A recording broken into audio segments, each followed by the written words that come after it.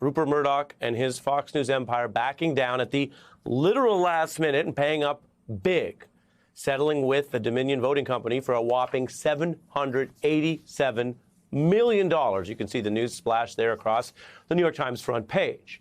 And this is a development that's so unusual in these kind of cases that try to hold media accountable for political lies that some observers, at least as of today, have not fully grasped how new and significant the precedent is.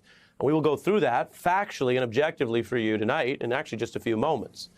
As for Fox's financial penalty, well, its parent company here pressing forward today, showing how real this is, filing with federal regulators. What you see here, it's paperwork that basically establishes the news that broke yesterday, that rather than maintain some kind of innocence or ask for vindication at trial or beat this case at trial or fight it, no, they back down to, quote, resolve the lawsuit for $787 million paid to the Dominion company that sued them. It's a record-breaking figure. There are many ways you could measure it. It marks about 16% of the company's annual profits. That's far more money than several of the shows bring in, meaning as a business matter, before we get to journalism and truth and ethics, just for business over there, the election lies ultimately cost Fox far more than it made Fox. And that will sink in. That is a language Fox chief Rupert Murdoch understands. It is a penalty in the very language of the corporate masters who, by their own admission, said sometimes that this was more about audience or business than anything else. Indeed, that was their defense, because to admit something worse, that they were actively just trying to steal an election, that could be even more damaging. And as I've just told you, this was quite financially damaging. Fox lost big time. Fox lost $787 million that, but for those election lies, they wouldn't have to pay out. Rupert Murdoch had admitted under oath in his deposition that there were anchors, he didn't say all of them, but there were several that basically, he said, endorsed the lies. That was a really tough framework for them to go take to trial. Now, we're talking about numbers here. Fox was paying this much to avoid the trial, the public embarrassment, to avoid thousands of pieces of evidence, which you've probably heard about. Some of it was just embarrassing. Some of it made it clear that Fox anchors don't tell the truth to their audience, that they talk differently in secret. That was bad enough. Legally, though, it was evidence that Fox, by the very clear legal interpretation of these events, thought could lead to perhaps an even worse judgment at trial. Not only all the obvious bad press, the fracturing of the bubble of information they've tried to yield and hold over their viewers, but also perhaps paying a lot more money. They didn't want to go on the stand. They didn't want Murdoch or Fox top hosts to go on the stand. They were trying to avoid what everyone was gearing up for as of yesterday, a media trial of the decade. And to do that, they paid far more than anyone's ever paid before in this kind of case. So let's turn to that precedent. Because when these kind of events happen nowadays, everyone is so excitable and everyone has their internet take and their hot take and their demands for, oh, I should want it to be bigger, I want it to be better, I want it to be something else. And you're free to process the information you get on the news and in life and make up your own mind about it. But I have noticed, in coming back to the story and back to work today, that some people don't seem to get just how huge this is legally. So let's just look at the precedent. Judges and lawyers, of course, they refer to precedent, right? Which just means an example from the past. Sometimes, though, you have new facts, new examples, new challenges, and you get what we hear so much about, unprecedented cases. I'm not talking about in media or politics. I'm talking about literally in court. They say, oh, this is unprecedented. And that's when you make precedent. That is what happened yesterday. I don't say that as an opinion.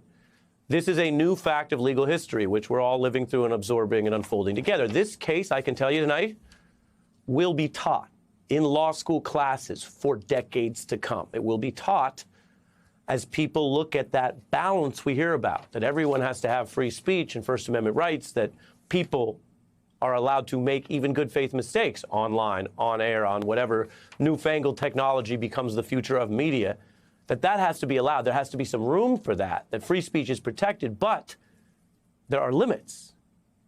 This case now, as of yesterday, sets a new, clear, definable limit. There is a penalty for these kind of lies, and this one is the largest penalty on record for defamation, deliberate lies for a media company in modern history. To see how big this is, though, I just told you the summary. Let's dig into it. You can see the facts for yourself. Take a typical civil case. You sue someone for money.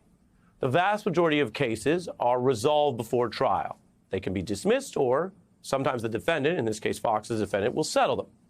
So that means just the defendant pays out money. Take medical injuries, which have tangible damage to a person and are more common than, say, these media suits. I'm going to show you this on your screen, and you're going to see why it looks like there's no chart here. I'm going to explain it to you. It actually underscores the point we want to make, which is, on the far left, you see a medical injury average settlement around $300K. Similar cases where people sue over wrongful death, which is quite serious in the court system because somebody was wrongfully killed or in an accident or injury that resulted in wrongful death. You can see that bar chart is so low on this chart that you just see blue, but it's about 1 million on this very large chart. Those are examples of payouts. Those are a kind of precedent. Wrongful death cases can also go higher than that, I should mention. Sometimes you'll see it reach up to 10 million. But I want to compare before we turn to the chart and remind you, there are many factors that go into these damages. For example, if you sue a small-town doctor, even for a terrible incident, there are considerations about how much they have, what the damages were to you, whether their insurance gets involved, and the award is set or the settlement is made. Fox is a big company. And so the pressure here on them in the eyes of Dominion and so many other people who were concerned about Fox's documented lies was that you have to hit them in a way that they would feel. I just showed you the examples of 300,000 or 1 million, and everyone understands that if Fox ultimately only got hit with 1, 5, 10, even 20 million, it might not hit them at a bottom line level. They might call that the cost of doing business. But now let's look at yesterday's actual financial penalty against Fox, $787 million. What you're looking at on your screen, and again, it takes a minute to get all the data together and help people understand the precedent, is the largest defamation settlement in modern history. It is one that, as I showed you, eats up over 15% of their annual profits. That's the penalty, the fine. That is the bottom line business punishment for Dominion's allegations about the knowing, reckless, and malicious lies they said Fox perpetuated. It's a new line in the sand. And it comes at a time when so many experts said that while the bar for defamation is very high, we've talked about that here on this program, that Fox and its Trump-allied guests and some Trump lawyers had quite blatantly shot way past that high bar. And then confirmed it by telling on themselves in texts and emails. And you take it all together and you say, what's this all about? Is it about people speculating on 700 versus 800 versus 900 million? Is it about whether Fox writes a tweet that people feel somehow walks it back? No.